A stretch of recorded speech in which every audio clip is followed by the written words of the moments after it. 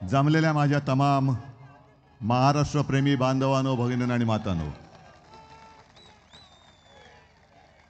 उद्या 5 वाजता प्रचार संपणार. मग सगळीकडे बातम्या येणार. प्रचाराच्या तोफा थंडावल्या. तोफा महाविकास आघाडीकडे आहेत, पण महायुतीकडे प्रचाराच्या थापा थंडावणार. आणि 23 तारखेनंतर महायुती आघाडी नाहीशी होणार. महाराष्ट्रभर फिरतोय, सगळीकडे मोठमोठी होर्डिंग लागलेत. नुसत्या होर्डिंग्जवरनं तुम्हाला कल्पना येईल कोणी किती पैसे खाल्लेत. अगदी मेंढ्यांनी सुद्धा भाजप बरोबरीने किंवा भाजपपेक्षा काकणभर सरस अशी महाराष्ट्रभर होर्डिंग लावलेत. पण त्यांची स्लोगन मला आवडते, नेहमीच आवडते, मागेही आवडली होती. केलंय काम भारी, लुटले तिजोरी, केले गद्दारी, करतोय लाचारी, आता पुढची तयारी. मग खरंच छान. काय असं जरा वाचलं की बरं वाटतं. मी जाहिरात क्षेत्रातला आहे, त्याच्यामुळे असं हल्ली फार कमी मिळतं बघायला. कोणत्या तोंडाने काय बोलतायत हेही त्यांना कळत नाही. पहिल्या प्रथम भाषणाला सुरुवात करण्याआधी आपला वचननामा सगळीकडे पोचलाय नक्की? कारण मी तुम्हाला पुन्हा वचननामा सांगण्याची गरज नाहीये. कारण काही काही गोष्टी मी महाराष्ट्रात फिरताना आवर्जून सांगितल्या की प्रत्येक वचनाला त्याच्या पाठीकडे आमची काहीतरी पार्श्वभूमी आहे. जेव्हा मी माझ्या आजोबांकडनं ऐकायचो आणि बाळासाहेबांनी मला सांगितलं की दोघांनाही शाळेची फी भरायला पैसे नव्हते, म्हणून 7वी मध्ये शाळा सोडावी लागली, माझ्या वडिलांना पण आणि आजोबांना पण. आज देखील अशी अनेक मुलं आहेत की ज्यांना शिकावंसं वाटते, पण घरी फी भरायला पैसे नाहीत म्हणून शाळेत जाऊ शकत नाहीत. मधल्या काळात मी टीव्हीवरती एक बातमी बघितली. एका शेतकऱ्याने आत्महत्या केली आणि त्याच्या मुलाला शाळा सोडावी लागली. कारण डोक्यावरती कर्ज म्हणजे घरावरती कर्ज, भरणार कोण? आणि ह्या गोष्टीचा विचार करून आपण जे वचन दिलंय की मुलींप्रमाणे महाराष्ट्रात जन्मलेल्या प्रत्येक मुलाला आपण मोफत शिक्षण देणार, हे त्याच्यासाठी दिलेलं आहे. बाकी अनेक गोष्टी आहेत. मला असं वाटतं संजय राऊत काय वर्षाताईंनी सगळे विषय संपवले असतील. पण एक महत्त्वाचा मुद्दा तुमच्यासमोर आणायचा आहे मला. आजची ही आपली सभा मुंबईसाठी तर आहेच, पण या चॅनलच्या माध्यमातून संपूर्ण महाराष्ट्र बघतोय. आणि ही लढाई कोण जिंकणार? महाराष्ट्रद्रोही जिंकणार की महाराष्ट्र प्रेमी जिंकणार? याच्याकडे संपूर्ण देशाचं लक्ष आहे. छत्रपती शिवाजी महाराजांचा मावळा जिंकणार की मोदी शाह अदानीचा नोकर जिंकणार, हे ठरवणारी ही निवडणूक आहे.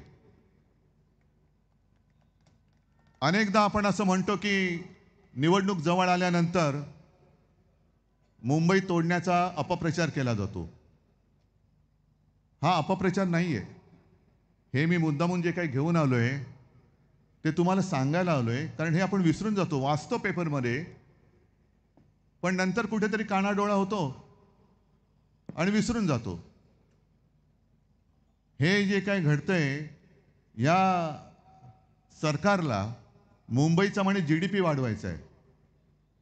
आता मला केस वाढतात कळतात, नखं वगैरे वाढलेली दिसतात. GDP कसा वाढतो, कुठे वाढतो हे काय कळलेलं नाही. पण GDP वाढवण्यासाठी संपूर्ण मुंबई महानगर हे मोठमोठ्या बिल्डर्स आणि डेव्हलपर्सना देऊन टाकायचं यांचं षडयंत्र आहे. आणि त्याला सुरुवात झाली. काही दिवसांपूर्वी तुम्ही वाचून सोडून दिली असेल एक बातमी की गेल्या काही महिन्यांपासून दिल्लीतला जो नीती आयोग आहे, आता नीती आयोग हा राज्याच्या विकासाला मदत करत असतो, काही सूचना करत असतो, काही वेळेला इतरही मदत करत असतो. पण मुंबई ही आपली स्वायत्त आहे. आपल्या महाराष्ट्राची राजधानी आहेच, पण देशाची आर्थिक राजधानी, ह्या आपल्या देशाच्या आर्थिक राजधानीचं महत्त्वपूर्ण मारून टाकायचं, केंद्रशासित करता येत नाही, तोडण्याची भाषा करू शकत नाही. कारण मागे शिवसेना प्रमुखाने आपल्याला आदेश दिलेला आहे, जो कोणी महाराष्ट्रापासून मुंबई तोडण्याची गोष्ट करेल किंवा तसा प्रयत्न करेल, तो कोणी असला तरी त्याच्या देहाचे तुकडे केल्याशिवाय आम्ही राहणार नाही, ही शिवसेना प्रमुखांनी दिलेली आपल्याला शिकवण आणि आपल्याला आदेश आहे. मग सरळ तर काही लढता येत नाही. मग काय करायचं? मुंबई महापालिका विसर्जित करून ठेवले आणि त्यांच्या कारभाऱ्यांच्या हातून सगळं ओरबाडणं सुरू आहे. मग मुंबईची एक ब्ल्यू प्रिंट ही नीती आयोगाच्या माध्यमातून तयार केली, की ज्याच्यामध्ये मुंबई महापालिकेचं महत्त्व पूर्ण मारूनच टाकलेलं आहे. नंतर वर्ल्ड इकॉनॉमिक फोरम आणि MMRDA यांच्यात एक MOU सुद्धा 2 महिन्यापूर्वी झालेला आहे. हे संकट किती मोठे आहे ते बघा. म्हणजे आपण जर का नुसतं कटेंगे बटेंगे फटेंगे हे ह्याच्यामध्ये राहिलो, मी देवेंद्र फडणवीस आणि सगळ्यांना सांगतोय की तुमचं बटेंगे फटेंगे सोडा, पण मुंबईवरती घाला घातलात तर हम आपको काटेंगे, जरूर काटेंगे. कसल्या गोष्टी करताय? कोणाला शिकवताय? आणि जे मुद्दे आहेत त्या मुद्द्यावरती बोला ना. आम्ही मुद्द्यावरती बोलतो, तुम्ही मुद्द्यावरती बोला. बटेंगे तो कटेंगे. अरे मी मुख्यमंत्री असताना एक सुद्धा अशी हिंमत कोणाची झाली नव्हती, एक सुद्धा होऊ दिलं नव्हतं. सगळेच जण सुरक्षित होते. आणि आता जर का मोदी तिकडे असून जर यांना अनसेफ वाटत असेल, तर मोदीजी पहिला प्रथम आपण राजीनामा द्या आणि पाहिजे तर शिवसेनेत नाही घेणार, पण शिवसेना कसं काम करते ते तुम्ही बघा. कुठे तुम्ही नेताय? जसं 14 साली त्यांनी सांगितलं होतं की कुठे नेऊन ठेवलंय महाराष्ट्र माझा, तीच परिस्थिती आज, की महाराष्ट्र कोणत्या दिशेला नेऊन ठेवलाय. संस्कार असतील, संस्कृती असेल, भाषा असेल, हे कुठेतरी म्हणजे काळोखामध्ये नेऊन टाकायचं आणि आपल्याला बिथरवून टाकून यांच्या पोळ्या भाजायच्या. म्हणजे मी जे काय अनेकदा बोलतो ना की हिंदुत्वात फरक, तो हाच आहे की आपलं हिंदुत्व हे घरातली चूल पेटवणारं आणि त्यांचं हिंदुत्व हे घरांच्या होळ्या पेटवणारं हिंदुत्व आहे. म्हणजे असा नतद्रष्ट विचार आहे की लोकांच्या घरांच्या होळ्या पेटवायच्या आणि त्याच्यावरती यांच्या पोळ्या भाजायच्या आणि वर सांगायचं 35 पोळ्या खाल्ल्या बरे. अरे पण लोकांची घरं जळली त्याचं काय? घरं जळतायत, घरं जळू दे, पण आमच्या मात्र राजकीय पोळ्या भाजल्या गेल्या पाहिजेत. या सगळ्या गोष्टी बघितल्यानंतर मध्ये लोकसभेच्या वेळेला जो त्यांनी एक फटका पडल्यानंतर प्रचार केला, महाविकास आघाडी म्हणून आपण पूर्ण देशभर एक प्रचार केला, रान उठवलं आणि ते खरं होतं. आपण नव्हतं नुसतं बोललो, तर भारतीय जनता पक्षाचेच खासदार आणि काही माजी मंत्री बोलले होते की आम्हाला 400 पार का पाहिजे, कारण आम्हाला देशाचं संविधान बदलायचंय. आणि तो मुद्दा उचलला आणि लोकांसमोर ठेवला की हे बघा, हे संविधान मारायला निघाले. मग हारल्यानंतर यांनी सुरू केलं की यांचं हे फेक नॅरेटिव्ह होतं. मग हे जे मी काय सांगतोय, तुम्ही जो काय MOU केलेला आहे, हा काय फेक नॅरेटिव्हचा भाग आहे? धारावी धारावी धारावी, नुसती धारावी नाहीये, अख्खी मुंबई हे अदानीच्या घशात घालतायत. आणि केवळ धारावीमुळे अख्खी मुंबईच नव्हे, तर मुंबईच्या आसपासचा परिसर सुद्धा ते अदानीच्या घशात घालतायत. आणि जिथे जातोय तिथे अदानी, जिथे जातोय तिथे अदानी. म्हणजे प्रचाराची सुरुवात मी केली कोल्हापूरपासून. तिथले आपले राधानगरीचे आमदार बोलले KP पाटील की साहेब आमच्या इथलं पाणी सुद्धा अदानीला विकलेलं आहे. चंद्रपूरमध्ये गेलो, तिथल्या खाणी आणि तिथली शाळा सुद्धा अदानीला देऊन टाकलेली आहे. आज पालघरला गेलो, तिथलं वाढवण बंदर झाल्यानंतर अदानीला देऊन टाकणार आहेत. म्हणजे एअरपोर्ट अदानी, बंदरं अदानी, आपल्याला वीज येते ती महाराष्ट्रभरची वीज अदानीकडे, खाणी अदानीकडे, सगळे उद्योग धंदे अदानीकडे. हे संकट फार मोठं आहे. संकट फार मोठं आहे. आणि जसं आपण म्हणतो की अस्मानी आणि सुलतानी, तसं आता आपल्या महाराष्ट्रासमोर अदानीची सुलतानी हे फार मोठं संकट आहे. अदानीची सुलतानी.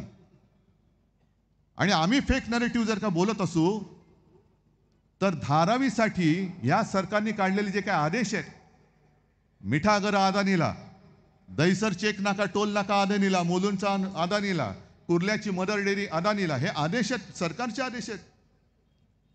हे तर काय फेक नरेटिव्ह नाही ना. नंतर आपलं सरकार आल्यानंतर मी ते आदेश फाडून फेकून दिल्याशिवाय राहणार नाही, हे सुद्धा मी आज सांगतोय. जणू काही इकडे कोणी माणसं राहतच नाही. जे संजय राऊत बोलले की 23 तारखेला आपण तर जिंकणारच आणि राज्यभर फटाके फुटणार आहेत. पण जर का महाझुटी जिंकली तर गुजरातमध्ये फटाके वाजतील. मी सगळ्या गुजराती लोकांना दोषी धरत नाही ना, सगळ्या व्यापाऱ्यांना धरत. व्यापारी सुद्धा आपले आहेत. पण पंकजा मुंडे आज बोलल्यात, आज का काल बोललेल्या आहेत, तो व्हिडिओ पण आहे. मला पंकजाताईला खास धन्यवाद द्यायचे की पंकजाताई, तू एक फार मोठं काम केलंस. आमच्या महाराष्ट्राच्या डोळ्यावरची पट्टी तू काढलीस. जशी आमच्या चंद्रचूड साहेबांनी न्यायदेवतेच्या डोळ्यावरची काढली आणि स्वतःच्या डोळ्यावरची बांधली होती, तशी तू आमच्या महाराष्ट्राच्या डोळ्यावरची पट्टी काढलीस. तिने काय सांगितलंय की भाजपचं काम, म्हणजे तिचे शब्द वेगळे आहेत, मी तुम्हाला त्याचा अर्थ सांगतो. भाजपचं काम म्हणे लय भारी असतं बघा. किती आहेत आपल्याकडे बूथ, किती आहेत महाराष्ट्रभर? 90,000. मग प्रत्येक बूथवरती भाजपचं दक्षता पथक आहे. 90,000 बूथवरती दक्षता पथक म्हणजे एकापेक्षा अधिक माणसं असतात. एक माणूस जरी धरला तरी 90,000 बूथवरती 90,000 माणसं. 2 धरली तर 1,80,000, 3 धरली तर त्याच्या पटीत. आणि सगळी माणसं गुजरातमधून भाजपने इकडे आणलेत महाराष्ट्रामध्ये, गुजरातमध्ये आपल्यावरती नजर ठेवायला. हे आज नजर ठेवायला आणलेत, उद्या आपली मुंबई आणि महाराष्ट्र बळकवण्याचा यांचा डाव आहे. हे तर काय फेक नरेटिव्ह नाही ना. हे उद्धव ठाकरे पंकजा मुंडे बोलल्यानंतर बोलतोय. याचाच अर्थ असा की इथली भाजपा ही हरलेली आहे. इथे भाजपामध्ये लोक राहिलेले नाहीत. आणि विशेष म्हणजे महाराष्ट्रामध्ये राहणाऱ्या भाजपच्या प्रेमींवरती भाजपच्या नेतृत्वाचा विश्वास नाहीये. मग तो मराठी माणसावरती नाही, गुजरातीवरती नाही, उत्तर भारतीयांवरती नाही, कोणावरच नाही. त्यांच्याकडे आता त्या परराज्यातून माणसं आणून नजर ठेवतायत. मग माझा आणखीन एक प्रश्न आहे. या वेळेला पहिल्या प्रथम म्हणजे आजपर्यंत मी अनेक निवडणुका बघितल्या, अनेक निवडणुकांमध्ये मी शिवसेनेचा स्टार प्रचारक म्हणून फिरलेलो आहे. पण या निवडणुकीत किमान 2 ते 3 वेळा माझी बॅग तपासली गेली. खरं म्हणजे मी त्या बॅगच्या कंपनीला एक पत्र लिहिणार आहे की तुमचा ब्रँड अँबॅसेडर नेमा मला. Brand ambassador Uddhav Thackeray, bag हो तो ऐसी हो, सबको लोगे इसको चेक करो. माझ्या बॅगा तपासल्या हरकत नाही. पण हे जे काय त्यांचं पथक फिरतंय, राज्यभर फिरतंय, रात्री राहतात कुठे, त्यांचा खर्च कोण करतोय? ते जे काही बॅगा घेऊन फिरतायत, त्या बॅगेतले ढोकळे आणि शेवफाफडा कुठून आणलाय? कोणासाठी फिरतायत? कोणाला काय वाटतायत? कारण मला असं वाटतं आजच लोकसत्तेत बातमी आली, आज किंवा काल परवाकडे असेल, की रात्रीच्या बैठका चालल्या आहेत आणि मग सगळ्यांकडनं आढावा घेत आहेत. या पद्धतीने आजपर्यंत देशातली कोणती निवडणूक दुसऱ्या राज्यातले कार्यकर्ते आणून, माणसं आणून, त्या ज्या राज्यात मतदान होणार आहे त्या मतदारांवरती लक्ष ठेवण्यासाठी अशी कोणती माणसं किंवा फौज ही अद्याप आणलेली नव्हती. बाकी गुमराह करण्याचं सुरूच आहे. राजनाथ सिंग, मला खरं आश्चर्य वाटतं, देशाचे संरक्षण मंत्री, त्यांनी सांगितलं की डॉक्टर बाबासाहेब आंबेडकरांना नरेंद्र मोदींनी भारतरत्न दिलं. मला माहित नाही खरं की खोटं आहे. नाही, कारण देशाचे संरक्षण मंत्री बोलतायत. नाही, उद्या ते असंही सांगतील की रावणाचा आणि कंसाचा वध सुद्धा नरेंद्र मोदींनीच केला. अफजल खानाला सुद्धा नरेंद्र मोदींनीच मारलं, कारण त्यांच्यासाठी तेवढाच एक आहे ना, एकच आहेत म्हणून ते सेफ आहेत. मोदी आहे तो सेफ आहे. कोण? भ्रष्टाचारी सेफ आहे, गद्दार सेफ आहे, देशद्रोही सेफ आहेत. पण राजनाथजी, तुम्हाला आणखीन एक मला प्रश्न विचारतो. तुम्हीच प्रश्न काढताय, उकरताय, म्हणून तुम्ही बोलताय, त्याच्यावरती आम्ही आपलं एक वेगळं जोडपट्टी लावतो. बरं, ठीक आहे, एक क्षणभर मानलं की डॉक्टर बाबासाहेब आंबेडकरांना भारतरत्न नरेंद्र मोदीजींनी दिलं, फार मोठे त्यांचे ते भक्त आहेत. मग आणखीन एक मला प्रश्न त्यांना विचारायचा आहे की गेल्या काही महिन्यांपूर्वी राज्याचा जो अल्पसंख्याक आयोग नेमला गेला, साधारणतः त्या आयोगामध्ये जे जे अल्पसंख्य म्हणून ज्यांची नोंद झाले त्या समाजाची माणसं ही आयोगावरती सदस्य म्हणून असतात. म्हणजे कोणी असतील ते असतील, पण त्या आयोगामध्ये एक सुद्धा बौद्ध समाजाचा माणूस, एक सुद्धा बौद्ध समाजाची व्यक्ती का नाही ते सांगा, आणि मग तुम्ही डॉक्टर बाबासाहेब आंबेडकरांना मोदींनी भारतरत्न का दिलं ते सांगा. म्हणजे आज सुद्धा तुम्ही त्या समाजाची फटकून वागताय. जे मी म्हणतो बुरसटलेलं गोमूत्रधारी हिंदुत्व हे यांचं हे आहे की आज सुद्धा त्यांना त्या धर्माची, त्या समाजाची लोक नको आहेत. हा संपूर्णपणाने हलकटपणा, हा सहन करण्यासाठी आम्ही तुम्हाला मतं द्यायची.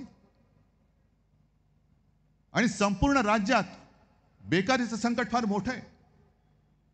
एकतर शेतकऱ्याला भाव नाही, बेकारी वाढते. मी 2 दिवसापूर्वी एका सभेमध्ये सांगितलं, तेच या चॅनलवाले समोर आहेत म्हणून पुन्हा सांगतोय की सोयाबीनचे जे शेतकरी आहेत, कापूस पिकवणारे शेतकरी आहेत, त्या सोयाबीन पिकवणाऱ्या शेतकऱ्यांना सांगतोय की जरा एक 8 दिवस थांबा. हे सरकार जाणार म्हणजे जाणार, आपलं सरकार तुम्हीच आणणार आहात. आणि आपलं सरकार असताना सोयाबीनला भाव साधारणतः 6-6.5 हजारच्या पुढे होता. तुम्ही हे सरकार बदला, मी तुम्हाला सोयाबीनला 7,000 रुपये भाव देऊन दाखवतो. आपलं सरकार आल्यानंतर पुन्हा शेतकऱ्यांना कर्जमुक्त करून दाखवतो. फक्त तुम्ही सरकार बदला. सरकार बदललं तर तुमचं आयुष्य बदलणार आहे, आणि नाही बदललं तर महाराष्ट्राची विल्हेवाट लागणार आहे. पूर्ण महाराष्ट्र नासून टाकायचा यांचा प्रयत्न सुरू आहे. अमित शहा जे बोलले मागे, तरी खरं म्हणजे आज मी बघितलं, कारण आपल्या शिवसेना प्रमुखांचा स्मृती दिन नरेंद्र मोदींनी ट्विट केले की नाही? केले. कारण नसतं केलं तर पंचायत झाली असती, कारण आज राहुलजींनी ट्विट केलेलं आहे आणि आदरांजली वाहिलेली आहे. पण मार्ग कुठे कुठे कुठे भरकटायचा. अमित शहानी मला सांगितलं, उद्धव बाबू, म्हटलं हा बोलो अमित शेठ. नाही, आता मला बाबू म्हटलं, आपल्याला काहीतरी आदरातिथ्य करायला पाहिजे ना. हा बोलो अमित शेठ. तुम्ही त्या काँग्रेस बरोबर बसलात. म्हटलं म्हणजे कोण आहे? नाही, ज्यांनी 370 कलम काढायला विरोध केला त्यांच्यासोबत तुम्ही बसलात. म्हटलं अमित शेठ, 370 कलम काढताना ज्या पक्षाने तुम्हाला पाठिंबा दिला त्या पक्षामध्ये शिवसेना पण होती, हे तुम्ही कसं काय विसरलात? मग जरा ब्राह्मी तेल वगैरे लावा डोक्याला, बरं असतं. म्हणजे दोन्ही गोष्टी होतील, केस पण वाढतील, आणि जर काही शिल्लक असली बुद्धी तिला पण जरा थोडी चमक येईल. पण आम्ही तुमच्या सोबत होतो हे तुम्ही सोयीस्करपणाने विसरलात. बरं, 370 कलमचा प्रश्न तुम्ही जो माझ्या अंगावरती भिरकवलाय, मग जेव्हा 370 कलम होतं आणि काश्मीरमध्ये हिंदू पंडितांवरती अत्याचार होत होते, अनेक काश्मीरी हिंदू पंडित स्वतःचं चंबू गबाळ घेऊन आपल्या हक्काचं घरदार सोडून आपल्याच देशामध्ये निर्वासितासारखे भटकत होते. जो नटसम्राट मधला डायलॉग आहे ना, कोणी घर देता का घर, हे जिणं त्या हिंदू पंडितांच्या नशिबी आलं होतं. तेव्हा अमित भाई तुम्ही असो किंवा नरेंद्र भाई तुम्ही आहात, मुळामध्ये या नावाची 2 माणसं या आपल्या देशामध्ये आहे हे कोणाला माहिती नव्हतं. तेव्हा फक्त एक आणि एकच हिंदू हृदय सम्राट शिवसेना प्रमुख बाळासाहेब होते, ज्यांनी काश्मीरी पंडितांना सांगितलं की तुम्ही इथे तिथे फिरू नका, तुम्ही आमचे आहात, या माझ्या महाराष्ट्रामध्ये या. त्यांना राहायला घर, त्यांच्या शिक्षणाची सोय, त्यांच्या रोजीरोटीची सोय हे शिवसेना प्रमुखांनी केलं, म्हणून ते एक आणि एकच हिंदू हृदय सम्राट होऊ शकले आणि तेच एकमेव राहतील. तुम्ही किती प्रयत्न होऊ शकत नाही, कारण तुमचं हिंदुत्व हे खोटं हिंदुत्व आहे. 370 कलम काढलं ठीक आहे, पण आजची ही निवडणूक आहे ही महाराष्ट्राच्या जीवन मरणाची आहे. जेव्हा बेकारांचे तांडे महाराष्ट्राच्या रस्त्यावरती फिरतात, शेतकरी येतात, ते सांगतात आम्हाला हमी भाव द्या, आणि तेव्हा त्यांना समाधान देण्याच्या ऐवजी तुम्ही 370 कलम काढले. काश्मीरमधलं 370 कलम काढल्याचं आम्ही स्वागत जरूर करतो, पण त्या तिथे काढलेल्या कलमामुळे माझ्या शेतकऱ्याच्या आत्महत्या नाही थांबवत आहेत, महिला इथल्या सुरक्षित राहत नाहीयेत, ना कोणाला नोकऱ्या मिळत आहेत. कारण आमचा आक्षेप जो आहे तो इथे आहे. मी अनेकदा सांगितले, परत एकदा सांगतो की माझ्या मनात गुजरातबद्दल आणि गुजराती लोकांबद्दल अजिबात द्वेष नाही, त्यांचं आमचं काही भांडण नाही. आणि मुद्दामून मी चॅनलच्या समोर सांगतोय की गुजराती लोक सुद्धा माता भगिनी आणि बांधव जे हे ऐकत असतील, पाहत असतील, अनेक वर्ष तुम्ही मुंबईमध्ये राहताय, महाराष्ट्रामध्ये राहतात, कधी आपलं भांडण झालेलं नाही, पण तुमच्यात आणि देशामध्ये मोदी आणि शहा एक भिंत बांधतायत, त्याची खबरदारी तुम्ही घ्या.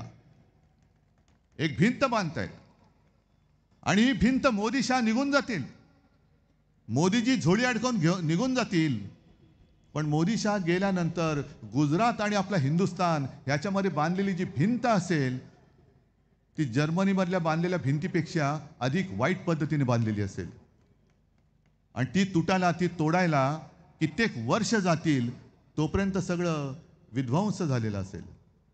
का करता हे पाप? खरं म्हणजे मी गुजराती बांधवांना सांगू इच्छितो की तुम्ही मोदी आणि शहाना अडवलं पाहिजे. उद्या इथले सगळे उद्योग घेऊन तुम्ही गुजरातमध्ये नेत आहात, मग इथे राहणाऱ्या लोकांनी, अगदी उत्तर भारतीय सुद्धा असतील, त्यांच्या मुलाबाळांनी काय करायचं? मराठी माणसाचं तर आहेच, कारण ही मुंबई मराठी माणसाने बलिदान देऊन, बलिदान करून, रक्त सांडून मिळवलेली मुंबई आहे. आम्ही म्हणजे काही आदनी नाहीत की कोणतरी आमच्यासाठी आलं आणि फुकटची मुंबई आम्हाला देऊन टाकली. ही आमच्या हक्काची मुंबई आहे, आणि हक्काची मुंबई पहिल्या कॅबिनेटमध्ये मी जर काही करेन, म्हणजे मुख्यमंत्री वगैरे भाग वेगळा, पण सरकार म्हणून तर अदानीसाठी अदानीच्या घशात घातलेली मुंबई ही पहिली काढून घेईन. हा कॅबिनेटचा पहिला निर्णय असेल. धारावी करारात जिथे आहेत तिथेच त्यांच्या उद्योगासह घर तर देईनच, पण ज्या जागा अदानीला दिलेल्या आहेत त्या जागांवरती, आणि हे काय आता MMRDA बरोबर काय जे करार केले ना, तो पहिला कचऱ्यामध्ये फेकीन मी. नीती आयोगाला सांगेन तुम्ही तुमचं काम करा, माझ्या मुंबईत यायचं तुम्हाला हक्क नाहीये. MMRDAला सुद्धा मी सांगेन, मुंबई महापालिकेच्या हद्दीबाहेर तुम्ही जा, तुमचं काम तिकडे. मुंबई महापालिका ही स्वायत्त आहे, तिच्या अधिकारावरती जर का गदा आणाल तर कदाचित मी MMRDA सुद्धा रद्द करून टाकेन. एवढं कणखरपणाने वागावं लागेल. आणि मुंबईचा आजूबाजूचा जो काही परिसर आहे, ज्याला MMR रिजन म्हणतो, तिथे आपल्या महाराष्ट्रातल्या भूमिपुत्रांसाठी परवडणाऱ्या किमतीमध्ये घरं बांधून दिल्याशिवाय राहणार नाही, हे सुद्धा मी आज वचन देतोय. ही तुमची मुंबई आहे, ही तुमची मुंबई आहे. कारण मी म्हणजे काय देवेंद्र फडणवीस नाहीये. जो एक उद्योग आपण नागपूरमध्ये आणत होतो, टाटा एअरबसचा, लाज वाटली पाहिजे ना विदर्भाचं आणि महाराष्ट्राचं नाव घ्यायला. आपल्या सरकारने गद्दारी करून का पाडलं? कारण मी महाराष्ट्र लुटू देत नव्हतो, आणि यांना माहिती आहे की जोपर्यंत शिवसेना प्रमुखांची शिवसेना आहे तोपर्यंत महाराष्ट्र स्वप्नात सुद्धा लुटता येणार नाही. पहिलं शिवसेनेवरती घाव घाल, आणि त्यांनी शिवसेनेवरती घाव घातला, पण घाव घातल्यानंतर झालं उलटच, त्यांच्या कपाळातच सोटा बसला. आणि मला अभिमान आहे की आज जिथे जिथे जातोय तिकडे गर्दी उसळते. कारण उद्धव ठाकरे हा एकटा नाहीये. उद्धव बाळासाहेब ठाकरे आणि बाळासाहेबांनी दिलेली पुण्याई माझ्या सोबत आहे, माझ्या बरोबर आहे.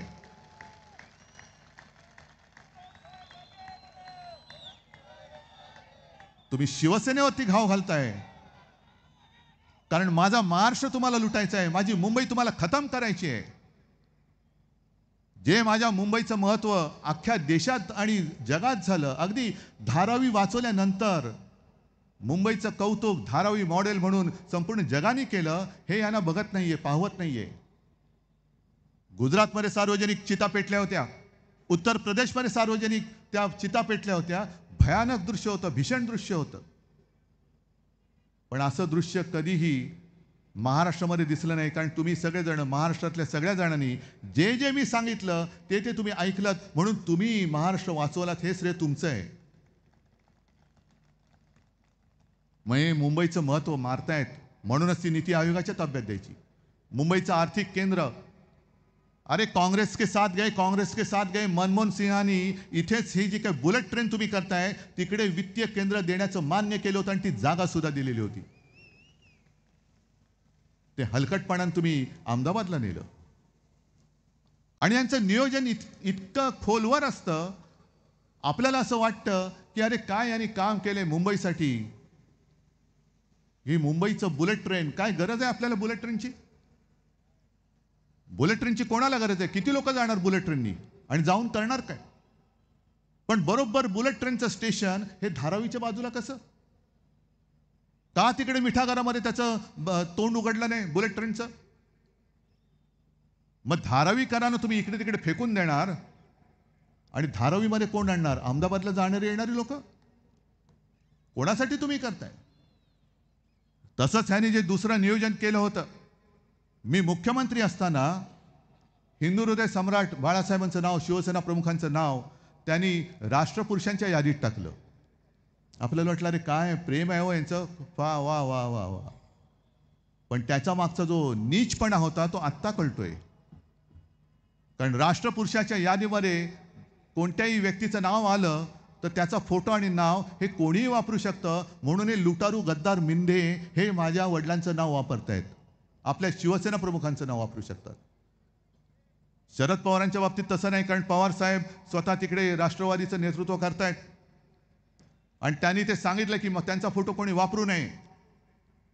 पण इकडे माझ्या वडिलांचं म्हणजे आपल्या हिंदू हृदय सम्राटांचं नाव तुम्ही कपट कारस्थानासाठी, प्रेमाने नाही, शिवसेना संपवण्यासाठी, म्हणजे किती 2-3 वर्ष म्हणजे सरकार पाड्याच्या आधीपासूनचं यांचं प्लॅनिंग होतं ते बघा. कि शिवसेना को खत्म करना है तो बस एक संभ्रम निर्माण करा की लोक गांगरून जातील.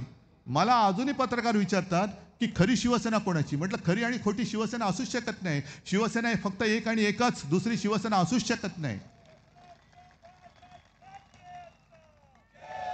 आणि मी मेंढेंना काल ठाण्यात जाऊन आव्हान दिलं होतं, आज तुमच्या साक्षीने देतोय की मेंढ्या, तू जर का मर्दाची औलाद असलास, वाटत तर नाहीच आहे,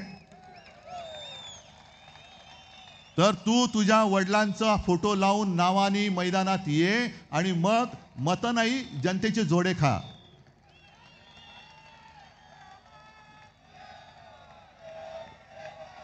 स्वतःमध्ये काही कर्तृत्व नाही, स्वतःमध्ये पात्रता नाही. आणि मला खरंच लाज वाटते की देशाचा पंतप्रधान हा कसा असला पाहिजे. त्याच्यामध्ये काहीतरी, ठीक आहे आपल्या पक्षाचा नसेल, पण माझ्या हिंदुस्थानचे पंतप्रधान आहेत, काहीतरी एक शान पाहिजे त्यांच्यामध्ये.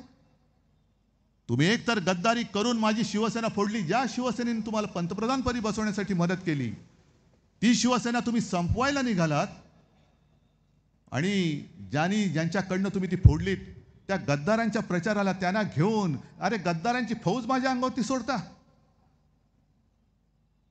गद्दाराची फौज सोडता. काय पात्रता काय तुमची?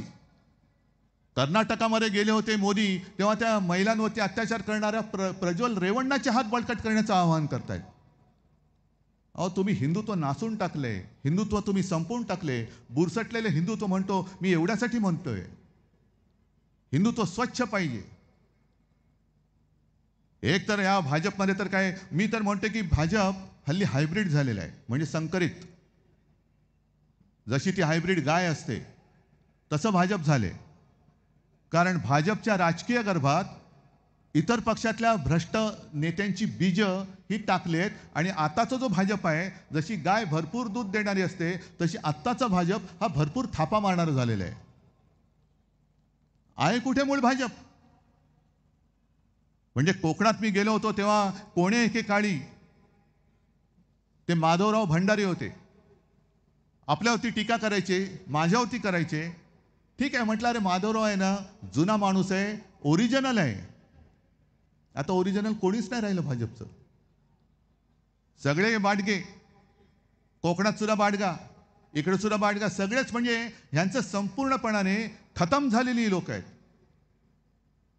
आणि मग मला ती एक म्हण आहे, त्या म्हणीचा अर्थ, कुऱ्हाडीचा दांडा गोतास काळ. माहिती आहे तुम्हाला त्याचा अर्थ? त्या म्हणीचा अर्थ असा आहे की एक खूप जुनं झाड असतं, किती वर्ष जुनं कोणालाच माहित नाही, कारण प्रचंड त्याचा मोठा विस्तार. आणि त्या झाडाच्या फांद्यांवरती अनेक पक्ष्यांची घरटी आणि त्या पक्ष्यांच्या अनेक पिढ्या जन्माला आलेल्या असतात. सगळं काही आनंदात चाललेलं असतं. एक दिवस एक माणूस येतो. आता परत व्यापारी म्हटल्यानंतर सगळे व्यापारी नव्हेत, हे जे दोन बसले तेवढ्या पुरतच, आणि कुऱ्हाड घेऊन त्या झाडावरती बुंध्यावरती मारायला लागतो. संपूर्ण झाडावरचे पक्षी थरारतात. अरे हे काय चाललंय? आपल्या आजोबांवरती घाव घातले जात आहेत. मग त्यातल्या एका पक्षाने त्या झाडाला विचारलं, आजोबा आजोबा तुम्हाला त्रास होत असेल ना हो? मग त्या झाडाने सांगितलं, मला त्रास नक्की होतोय, पण तो घाव घालतोय म्हणून होत नाहीये. तर तो घाव घालण्यासाठी जी कुऱ्हाड वापरतोय, त्या कुऱ्हाडीचा दांडा माझ्या लाकडाचा आहे, त्याचा जास्त मला त्रास होतोय. हे कुऱ्हाडीचे दांडे हे केवळ शिवसेनेचे नाहीत, हे महाराष्ट्राचे आहेत, महाराष्ट्राच्या लाकडाचे आहेत. यांच्या आईबद्दल काही आदर नाही. आई संपली तरी चालेल, महाराष्ट्र मेला तरी चालेल, गुजरातचा सेवक झाला तरी चालेल, चाकर केली तरी चालतील, चाकरी केली तरी चालेल, पण मला माझी खुर्ची पाहिजे. ही मानसिकता खतम करण्यासाठी ही निवडणूक आहे. बाकी सगळेच जण सगळं सांगतात, Modi guarantee Modi guarantee Modi guarantee, तर तिकडे सुपडा साफ झाला. स्वतः नरेंद्र मोदींना बाला साहब के नाम पे दे दे रे बाबा म्हणून महाराष्ट्रासमोर हात पसरवावे लागत आहेत. सगळ्या पक्षांच्या पोस्टरवरती आणि जाहिरातीमध्ये शिवसेना प्रमुखांचा फोटो आहे. याचा अभिमान आहे मला. पण जी लोक गद्दारी करताना मला सांगत होती की नाही मोदींच्यामुळे आपल्याला मतं मिळालेत, ही सगळी आपटली. आणि तर मोदींना शिवसेना प्रमुखांच्या नावावरती मोदींसाठी मतं मागावी लागत आहेत. हे मागे संजय राऊत लिहायचे ना तुम्ही सच्चाईमध्ये, नियतीच्या मनात काय आहे, ही नियती. आणि हा सगळा चोरांचा कारभार आहे, चोर मंडळ आहे. ह्यांचा कारभार आपल्याला उठवायचा आहे. मी प्रत्येक ठिकाणी जाऊन सांगतोय की ही निवडणूक उद्धव ठाकरेची नाहीये, ही निवडणूक महाराष्ट्राची आहे. मग काही जण मला विचारतात की अहो मुंबईतली तुम्ही ती एक जागा का नाही सोडलीत? एक जागा, एक. म्हटलं मी महाराष्ट्र द्रोह्यांना एक सुद्धा जागा देणार नाहीये. आणि ज्यांनी जाहीर केलंय की देवेंद्र फडणवीस हेच मुख्यमंत्री होतील, मिंदे हा उत्तम मुख्यमंत्री आहे, मी तुला जर का एक जागा सोडली असती तर ते एक मत सुद्धा हे त्यांच्या तराजूत गेलं असतं. मग माझं नातं जे आहे ते माझ्या महाराष्ट्राशी आहे. जसं मी कोरोनाच्या वेळेला माझं कुटुंब माझी जबाबदारी म्हणून मी जबाबदारी घेतली होती, तसं आज मी तुमच्या भरोशावरती तुमच्या शक्तीमुळे मी महाराष्ट्र द्रोह्यांशी लढायला मैदानात उतरलेलो आहे. मला तुमच्याकडनं न्याय पाहिजे. न्यायालयामध्ये मला अजूनही न्याय मिळालेला नाही. अजूनही 2 वर्ष झाली, 2.5 वर्ष झाली. कधी न्याय मिळेल सांगता येत नाही. मी माझ्या महाराष्ट्राकडे न्याय मागतोय. मला न्याय पाहिजे. हा न्याय मला महाराष्ट्रासाठी पाहिजे. म्हणजे परवा संभाजीनगरला मी जे बोललो तेच पुन्हा सांगतो. कारण संभाजीनगरमध्ये एक गद्दार निवडून आला, छत्रपती संभाजीनगरमध्ये एक गद्दार निवडून आला. मग मी संभाजीनगरकरांना विचारलं, अरे बाबांनो, काय माझं काही चुकलंय का? मी जो काही मुख्यमंत्री पदाचा कार्यकाळ केला हा तुम्हाला पटलाय की नाही पटलाय? आणि मोदी शहाना सांगतोय तुम्ही किती शिवसेना फोडण्याचं काम करा, आणि शिवसेना प्रमुखांच्या भाषेत सांगायचं तर अस्वलाच्या अंगावरती एवढे केस असतात, तुम्हाला जेवढे उपटायचे तेवढे उपटा, बसा उपटत अस्वलाचे केस.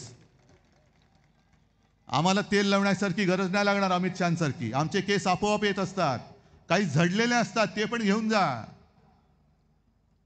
पण गद्दार फोडून शिवसेना संपणार नाही. जी पानं सडलेली होती ती झडून गेली. हे बघा कसे नवे धुमारे फुटलेले आहेत माझ्या शिवसेनेला. कारण हा निसर्गाचा न्याय आहे की जी पानं सडतात ती पानं झडलीच पाहिजेत.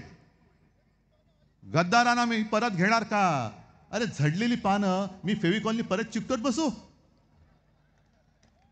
जाऊ दे ना, घेऊन जाऊ दे, त्यांना फुटत नाहीत पानं. म्हणजे राजकारणामध्ये भाजपला पोर होत नाही म्हणून जर का आमची अशी जर का कोणी घेत असतील तर घ्या तुम्ही. तुम्हाला राजकारणात पोर होत नाही हा तुमचा प्रॉब्लेम आहे. काय उपचार करायचे असतील तर आम्ही करून देऊ तुम्हाला, पण विचारांनी शून्य आहात. आदर्श म्हणून कोणी नाही तुमच्याकडे. मग कधीतरी बाळासाहेबांचं प्रेम येतं, कधी बाबासाहेबांचं प्रेम येतं, कधी सुभाषबाबूंचं प्रेम येतं.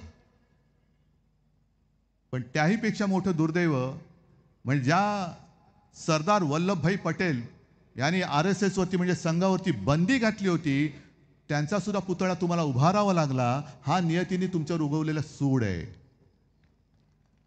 जसं शिवसेना संपवल्यानंतर असं तुम्हाला वाटतं की तुम्हाला शिवसेना प्रमुखांच्या नावाने मत मागावं लागतं, हाच तर तुमच्यावरती उगवलेला सूड आहे. आणि मोदीजी, तुम्ही इथेच हरलेला आहात. निवडणुकीची वाट बघायची गरजच नाहीये. तुम्ही हरलाय, तुम्ही हरलेला आहात. कारण तुमच्याकडे कोणताही चेहरा नाही, बोलायला मुद्दा नाही. मग काहीतरी बटेंगे तो कटेंगे वगैरे सगळं करताय. पण जेव्हा एक तरुण तुमच्यासमोर उभा राहून विचारतो, मोदीजी मी मत तुम्हाला याच्यासाठी नव्हतं दिलं, माझ्या नोकरीसाठी दिलं होतं, माझी नोकरी तुम्ही कधी देणार आहात? एखादी महिला त्यांच्यासमोर उभी राहते आणि सांगते की मोदीजी मी 1500 रुपयासाठी मत नव्हतं दिलं, माझ्या सुरक्षिततेसाठी दिलं होतं आणि माझं घरदार सुरक्षित राहावं म्हणून तुम्हाला मत दिलं होतं. आणि हे सगळे जे काही भाऊ भाऊ फिरतायत त्यांना मी सांगतोय की तुम्ही तिघही मिळून, म्हणजे मी बोललो ना, देवा भाऊ, जॅकेट भाऊ आणि दाढी भाऊ, तुम्ही मोठमोठ्या जाहिराती केल्या, 200, 300, 500 कोटी, लाडकी बहीण, लाडकी बहीण.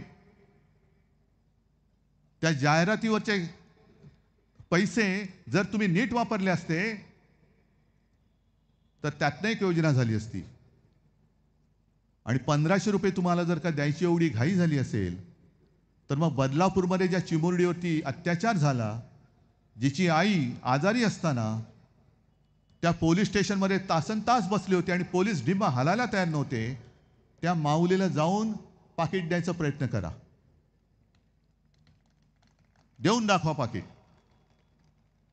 म्हणजे या राज्यामध्ये महिला सुरक्षित नाही आहेत, तर या गद्दारांचे सगळे कुटुंबीय, सहकुटुंब, सहपरिवार हे सगळे सुरक्षित आहेत.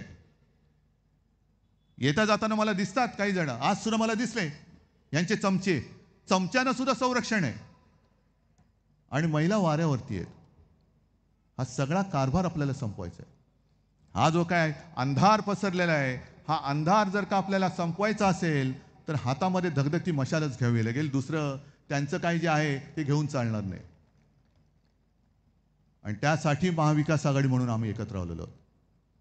मी काँग्रेस बरोबर जरूर गेलो, राष्ट्रवादी बरोबर जरूर गेलो, कारण तुमचा दहशतवाद, तुमची हुकुमशाही ही संपवण्यासाठी म्हणून महाविकास आघाडी झालेली आमची. आम्हाला आमचा महाराष्ट्र स्वावलंबी पाहिजे, आम्हाला आमचा महाराष्ट्र सामर्थ्यवान पाहिजे. तो तुमचा नोकरी करणारा महाराष्ट्र असणार नाही. तुमची नोकरी 23 तारखेनंतर मिंद्या तू जरूर जा, त्यांचे बूट चाट, आमचं काही म्हणणं नाही. तो तुझा व्यक्तिगत प्रश्न आहे, कारण नाही तर नोकरी मिळणार कुठे तुला? आणि आज जे टगेगिरी करत फिरतायत सगळे त्यांना सांगतोय की ही जनता आहे, 23 तारखेनंतर बघा, त्यावेळेला तुम्हाला संरक्षण लागेल. कारण यांचा पूर्ण आयुष्याचा तुम्ही चोथा करून टाकलेला आहात. आणि याचा हिशोब आम्ही 23 तारखेला आमचं सरकार आल्यानंतर घेतल्याशिवाय राहणार नाही. तुम्ही सगळे ठरवून आलेला आहात, कारण मुंबईकर नेहमी शिवसेनेसोबत राहिले. गेल्या वेळेला 6 पैकी जवळपास 5 जागा, 1 जागा त्यांनी ढापली. या वेळेला जागे राहा, या वेळेला जागे राहा. अगदी मतदान प्रक्रियेच्या वेळेला सुद्धा, कारण त्या लोकसभेच्या वेळेला मला प्रेस कॉन्फरन्स घ्यावी लागली होती. त्यांना असं वाटलं होतं की इथून शिवसेनेला जास्त मतदान होतंय, मग तिथे आक्षेप घ्यायला लागले. आणि देवेंद्र फडणवीसांना आता बोलावं लागतंय की मतांचं धर्मयुद्ध करा, मतांचं धर्मयुद्ध. मग देवेंद्र फडणवीसजी, तुम्ही एकदा जाहीर करा की या देशामध्ये कोणाला मतदानाचा अधिकार आहे आणि कोणाला मतदानाचा अधिकार नाही. सांगा एकदा जाहीरपणाने. एका बाजूला तुमचे मोहन भागवत जामा मशिदीत जातात, दुसऱ्या बाजूला नरेंद्र मोदी सुद्धा जातात. त्यांचा तो व्हिडिओ आहे योगी आदित्यनाथांबरोबर. मग सांगा ना मुसलमानांना मतदानाचा अधिकार नाही म्हणून, बोला. पण धर्मयुद्ध हा शब्द हा निवडणूक आचारसंहितेमध्ये येतो की नाही येत? गेल्या वेळेला जे आपलं शिवसेनेचं मशाल गीत होतं, त्या मशाल गीतातलं हिंदू हा तुझा धर्म, जय शिवाजी जय भवानी हे शब्द काढा म्हणून मला सांगितलं होतं. म्हटलं काय उखडायचं ते उखडा, मी नाही काढत, जा. मग तुमचा नोकर असलेला निवडणूक आयोग शिवसेनेने हिंदू हा तुझा धर्म म्हटला तर काढायला सांगतो. आणि देवेंद्र फडणवीस, तुम्हाला धर्मयुद्धाचा अर्थ कळतो? तुम्ही सरळ सरळ या देशामध्ये, या महाराष्ट्रामध्ये दंगलीला प्रोत्साहन देत आहात. आणि मोदीजी, तुमचा हा चेला चपाट्या, तुम्हाला वाटतंय की यांनी बरंच काय काय केलंय, काही केलेलं नाहीये, आगी लावतोय. पण धर्मयुद्ध या अनिल या शब्दावरती आक्षेप निवडणूक आयोगाकडे नोंदला पाहिजे. आणि बॅगा तपासणाऱ्या निवडणूक आयोगाला सांगायचं की यांचा शब्द तपासून मला सांगा. मग कशाला सबका साथ आणि सबका विकास तुम्ही बोलताय? मग मोदींची निवडणूक आली की सबका साथ सबका विकास, आणि सत्ता आल्यानंतर सबको लाथ और दोस्तों का विकास. मी विकासाच्या विरुद्ध नाहीये, मी विनाशाच्या विरुद्ध आहे. मी माझ्या राज्याचा विनाश होऊ देणार नाही. आणि मी माझं राज्य हे कोणत्याही परिस्थितीत, अरे मोदी शाह तर सोडून द्या, कोणी आला तरी त्याला मी लुटायला देणार नाही.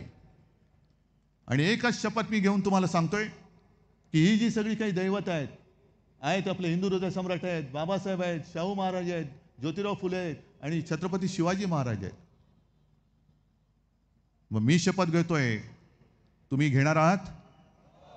माझी शपथ एकच आहे की छत्रपती शिवाजी महाराज, शाहू फुले, आंबेडकर यांचा महाराष्ट्र मी मोदी, शाह, अदानींचा होऊ देणार नाही. नाही म्हणजे नाही.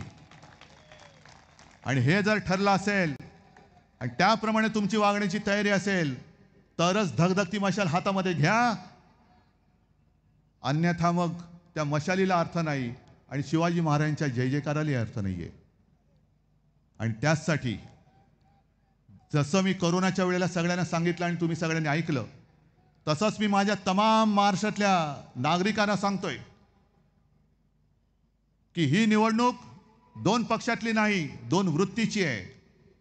ही निवडणूक एका बाजूला महाराष्ट्राचे लुटारू आणि दुसऱ्या बाजूला महाराष्ट्राचे रक्षक अशी आहे.